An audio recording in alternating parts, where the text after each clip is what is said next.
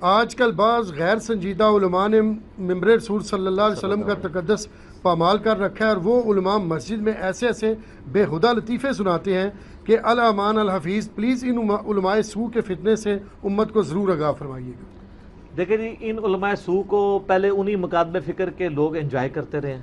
یہ بیسیکلی جو شہزاد بھائی کا سوال ہے نا، جی انہوں نے مجھے فون پہ بھی آج صبح بھی فون کیا تھا، شام کو رات کو کل آج آنا تھا، وہ آ نہیں سکے کسی مجبوری کی وجہ سے۔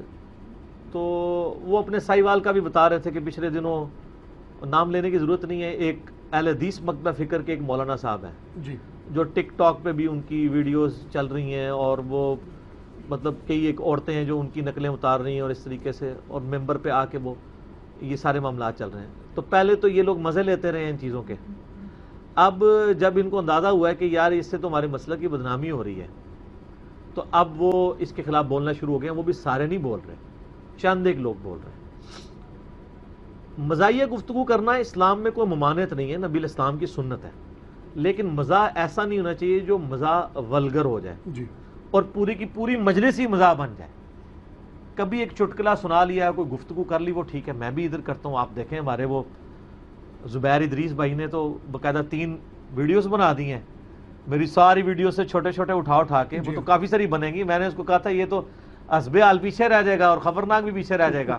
یہ سارے جو میرے مزاحیہ کلپ ہیں، آج بھی آپ دیکھیں کئی ایک باتیں میں نے کی ہیں، ہر مجلس میں 2-4 آ جاتی ہیں اور وہ فی البدی آ رہی ہوتی ہے میرے دماغ میں۔ جی تھوڑی میری طبیعت بھی اس طرح کی ہے، تو وہ آپ ٹھیک ہے کمبائن کریں، لیکن یہ جس طریقے سے یہ ایک خاص مولانا نے تماشا کیا ہوا ہے، اور ایک یعنی ایک سیکس کو ٹارگٹ کر کے اور جو چیز نوجوان سننا چاہتے ہیں اس طرح کی باتوں کو، ان باتوں میں ایک نمک مرچ ڈال کے اور اس کو ممبر رسول پہ بیان کرنا اور اس طریقے سے کرنا، یہ تو تقدس کا یعنی خیال نہیں کر رہے ممبر کا۔ یہ تو بندر ہی ہیں جو ممبر کے اوپر چڑھے ہوئے ہیں۔ نبی علیہ السلام نے بندر ہی ان کے بارے میں کہا ہے نا۔ جی مسند ابی جعلہ میں صحیح سند کے ساتھ حدیث ہے، حضرت ابو ہریرہ کہتے ہیں کہ نبی علیہ السلام نے اپنی وفات سے چند دن پہلے ایک خواب دیکھا کہ بنو مروان کے بندر آپ کے ممبر پہ کود رہے ہیں۔ تو آپ علیہ السلام اتنے اس کی وجہ سے افسردہ ہوئے کہ وفات تک پھر ہم نے آپ کو مسکراتے ہوئے نہیں دیکھا۔ یعنی ظاہر ہے وہ مصیبت آپ ٹال بھی نہیں سکتے تھے، اللہ نے آپ کو ایک غیبی خبر مستقبل میں دکھائی کہ یہ ہوگا، لیکن آپ کو دکھ تو تھا۔ یعنی اگر آپ کو بتایا گیا کہ حسین کے ساتھ امت یہ کرے گی تو آپ ٹال تو نہیں سکتے، لیکن دکھ بھی تو نہیں ختم کر سکتے نا۔ تو نبی علیہ السلام کو یہ غم تھا کہ بھئی آل مروان یعنی بنو امیہ میرے ممبروں پہ آ کے بیٹھے گی، تو آپ علیہ السلام کو بندروں کی شکل میں وہ علماء دکھائے گئے ہیں، حکمران دکھائے گئے ہیں۔ آج بھی جو علماء ممبروں پہ چڑھ کے یہ بندروں والی حرکتیں کر رہے، ویسے دیکھیں مثال کتنی زبردست ہے، اور بندروں کی مثال علماء یہود کے ساتھ بھی ہے، کیونکہ یہ بندر کس کو اللہ نے کونوا قردۃ خاسئین، پھٹکارے ہوئے بندر بن جاؤ، جو قرآن میں آیا تھا بنو اسرائیل کو کہ انہوں نے ہیلا کر لیا تھا جی اصحاب سبت نے، ہفتے کے دن شکار مچھلیوں والے چکر میں، تو ان کو بھی اللہ نے بندر بنایا، اور نبی اسلام نے خواب میں بھی بندر کی شکل میں آپ کو دکھایا گیا کہ آپ کے ممبر پہ چڑھیں گے۔ آج بھی جو علماء سو دین بگاڑ کے پیش کر رہے ہیں یا دین کو اس فارم میں پیش کر رہے ہیں کہ دین کا مذاق بنوا رہے ہیں ممبر کے اوپر، تو یہ بندر ہی ہیں۔ اور یہ جو بندہ ہے نا جی، اس بندے کو تو عربی پرونونس بھی نہیں کرنی آتی، آیات بھی وہ مجہول پڑھتا ہے بالکل ہی یہ، اور یہ پہلے جب تھا نیا نیا یہ تو نہیں تھا، یہ کچھ عرصے سے کیا ہے اس نئی حرکتیں۔ تو میں ان علماء سے بھی پوچھوں گا جو کل تک تو اس کے ساتھ سیلفیاں بناتے پھر رہے تھے اور چڑھاتے تھے اپنی مشہوری کے لیے، ایک سمجھ لیں فلم ایکٹر کے طور پہ اسے پریزنٹ کر رہے تھے اور کہتے چلو کسی بہانے تو ہماری بات پہنچ رہی ہے۔ حالانکہ میں نے نہیں دیکھا کہ اس نے کبھی عقیدہ توحید کے حوالے سے کوئی میسج دینے کی کوشش کی ہو، ورنہ تو اس کو، اس لیے آپ دیکھیں دوسرے فرقوں کے لوگ بھی اسے ممبر پہ بلاتے ہیں جی کیونکہ وہ بات ایسی کرتا ہی نہیں ہے۔ پیغمبروں والی بات سے تو آپ کو پھر کوئی نہیں بلائے گا۔ پیغمبر جو بات کرتے ہیں وہ تو سب کو لگتی ہے کڑوی، پیغمبروں کے جانشین بھی جو بات کرتے ہیں وہ تو لگتی ہے کڑوی۔ یہ جو سب کو خوش کرنے والی پارٹی ہوتی ہے نا، وہ پیغمبروں کے پیٹرن پہ نہیں ہوتی۔ صحیح۔ ورنہ اگر سب کو خوش کرنے یہ کوئی ایبلٹی ہوتا تو حضرت نوح علیہ السلام کو حاصل ہو جاتی، حضرت عیسیٰ علیہ السلام کو حاصل ہو جاتی۔ حضرت عیسیٰ علیہ السلام تو مولویوں کو خوش نہیں کر سکے، یروشلم میں ان کو گھسنے پہ پابندی تھی، بالکل صحیح۔ جس طرح کئی مسجدوں پہ کہتے ہیں نا جی یہاں پہ علی کو درس دینے پہ پابندی ہے۔ علی نہیں، علی سے بزرگوں سے بھی پابندی رہی ہے. یروشلم میں یہودی پادریوں نے حضرت عیسیٰ علیہ السلام جو خود یہودی النسل تھے ان کو نہیں داخل ہونے دیتے تھے. کیوں؟ وہ مولویوں کی غلطیاں نکالتے تھے کہ تورات میں یہ لکھا ہے. وہ بنی اسرائیل میں مجدد پیغمبر بن کے آئے تھے. انجیل میں موجود ہے نا کہ میں 10 کمانڈمنٹس کی ہی اسٹیبلشمنٹ کے لیے آیا ہوں. میں کوئی نئی شریعت نہیں لے کے آیا، شریعت موسوی ہی لے کے آیا ہوں، لیکن اس میں جو خرابیاں آ چکی ہیں وہ دور کرنے کے لیے. ہونا کیا کار بہ پائی جا کے ادھر 80 90 سال دے بزرگ بیٹھے نے چیٹیاں داڑیاں لے، اور تو 25 سال دا منڈا انہوں نے سمجھائیں گا. الٹا قتل کا فتویٰ بھی جاری کر دیا. وہ اللہ تعالیٰ اگر نہ اٹھاتا ان کو تو سولی لٹکا ہی دیتے یہودی.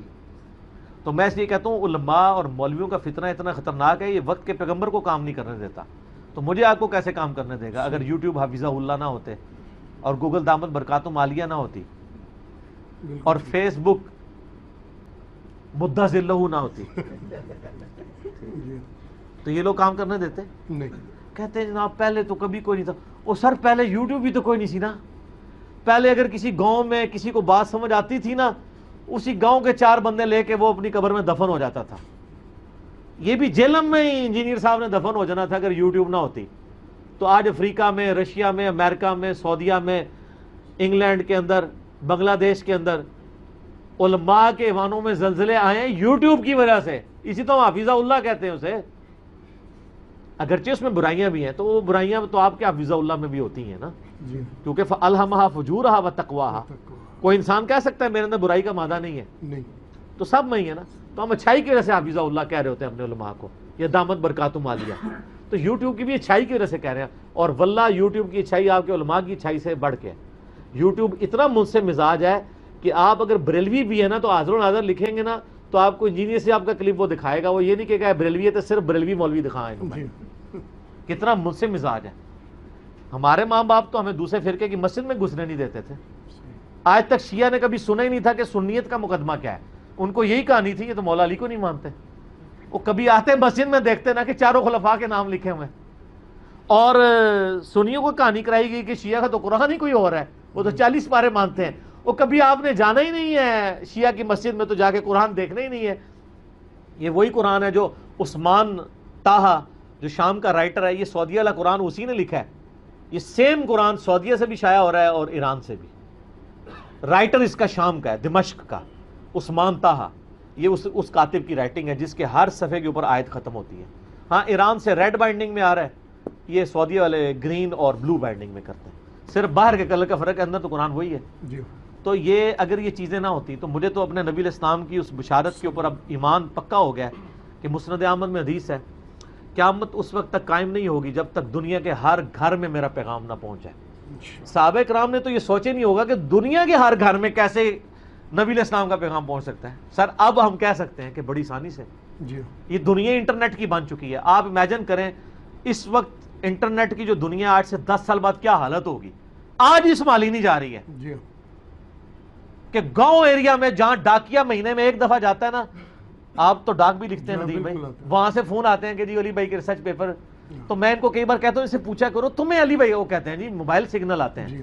ڈاکیا تو مہینے بعد آتا ہے، سگنل تو ہر سیکنڈ میں آ رہا ہوتا ہے. تو ہم انجینئر صاحب کو دیکھتے ہیں. تو ان گاؤں میں جا کے میں نے کوئی دعوت و تبلیغ کا کام کیا، میں خود گیا ہوں فزیکلی، یا میں نے کوئی اپنا ایلچی بھیج دیا وہاں پہ، کوئی پیڈ ملازم بھیج دیا. نہیں، یہاں تو سارے فیس بھی لے لیں. سموسے بھی اپنے پیسوں کے نہیں کھاتے، میں ان کو دیتا ہوں کہ یار کھا لو چلو سموسے چائے بھی، ٹھیک ہے، بس اس سے زیادہ نہیں کچھ کرتے. تو سب لوگ اپنی اپنی کنٹریبیوشن کر رہے ہیں. تو اس حوالے سے یہ اللہ کا شکر ہے کہ سچائی کی دعوت پھیل گئی. ٹھیک ہے.